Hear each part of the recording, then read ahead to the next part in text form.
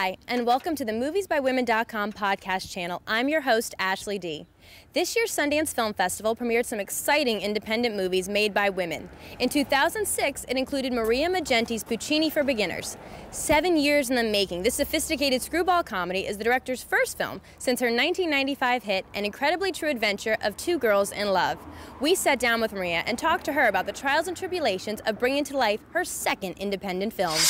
Puccini for Beginners is the story of a woman who, at the beginning of our story, she can't say I love you. In the middle of our story, she says that she likes two people a lot, and at the end, she finally figures out how to make a commitment to one individual person.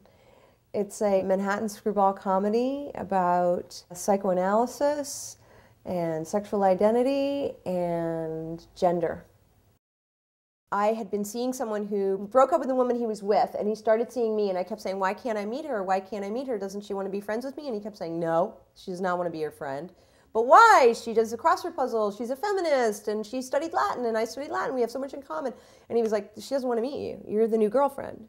And I thought, that's really weird, okay? That's very anti-feminist is what I thought. That's very anti-sisterhood, and I don't know why we're fighting about you. We should be friends. And he said, she does not want to meet you because I left her to be with you. Well, in the world I had been in before, which was the lesbian and gay world, everybody ends up with everybody, so I thought that was a very strange thing. And the writer in me kind of took over and thought, well, what would it be like if you did end up seeing your current lover's ex-lover? Like, what would that scenario be? And that is what began the story that became Puccini for Beginners. But sexuality is a gray area, isn't it? I mean, if desire isn't controllable, which by its very nature it isn't, then wouldn't it be possible for a person to sleep? Red. Red? Yeah. Remember how you told me in S&M you can't use the word no?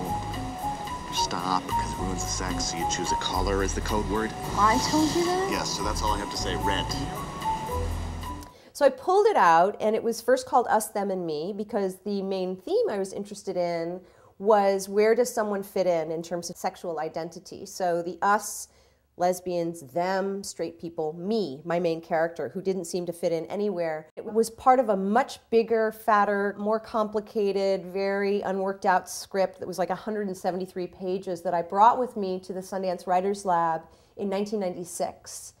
And I had two mentors at Sundance, Wesley Strick and Walter Bernstein, who said to me, you have about 5 films here, and one of them is this story of this woman who has a boyfriend and a girlfriend.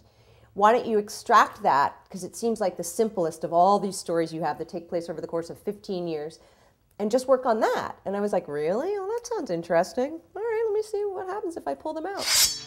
In Puccini for Beginners, Elizabeth Reeser finds herself caught in a love triangle between Gretchen Mol and Justin Kirk of Weeds. Here's a sneak peek at the action. Allegra, I'm not a lesbian, and you're not the right woman for me anyway. I was made to be in a relationship. I'm smart, attractive. From now on, I'm just gonna be by myself. This kind of view makes you fall in love with the city all over again? You think so? Makes me want to jump. Are you flirting with me? She's a lesbian, but she's sleeping with you. Well, yeah. Are you flirting with me? I don't know, probably. What's with all the cutout heads in your photos? My ex cut his head off. You know what? This is where that belongs. I mean, I ask you if you love me, and you can't even answer. You're like a guy. If I wanted something like this to happen, I would have had a one-night stand with another woman, not a straight man. That's never gonna work. I'm just too lesbian. Isn't it a sign I should be following my heart instead of my head? Oh, so great. You were not happy. You're a wreck. Commit! That's what they do when you go to an insane asylum. Please tell me you'll marry me. I want to spend the rest of my life with you. Well, we're getting married. You're what? That's my girlfriend. You're what? I'm a lesbian. I'm cool with that. I already have a boyfriend. I don't want to marry you.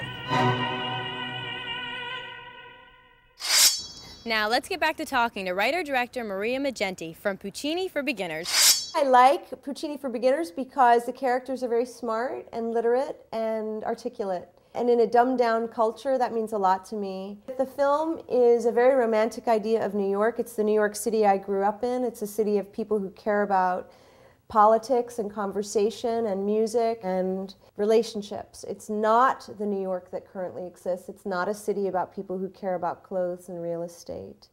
And in that respect, it's very romantic and almost nostalgic. I'm in love with the idea of that life because I think it's an important one to have. Now, here's a look at the next hot release you should add to your Netflix queue. Air Guitar Nation takes us all the way to Finland, where a Hello Kitty-loving metalhead fights for victory at the Air Guitar World Championship. Here's a sneak peek at the trailer. There are going to be 5,000 people here tonight. How does that feel? That feels really cool. I'm going to be excited about it. I might have moments of nausea, I suspect.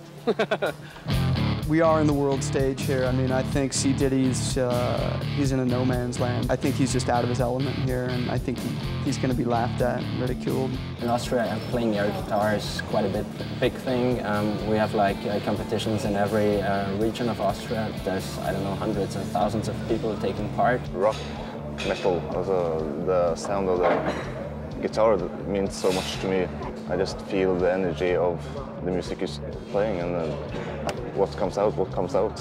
I have one motto, and that's keep it real. Like, you're there to play the guitar. You're not there to do a striptease act. You're not there to make yourself look like a fool. You're there to play the guitar. That's what I'm gonna do. That is the largest stack of anthems I've ever seen for a concert that had no instruments. Thanks for watching this moviesbywomen.com podcast. Make sure to tune in to see our future interviews with women directors who are moving and shaking all through Hollywood. And in the meantime, go to your local theaters and support women-directed films that are opening up this weekend.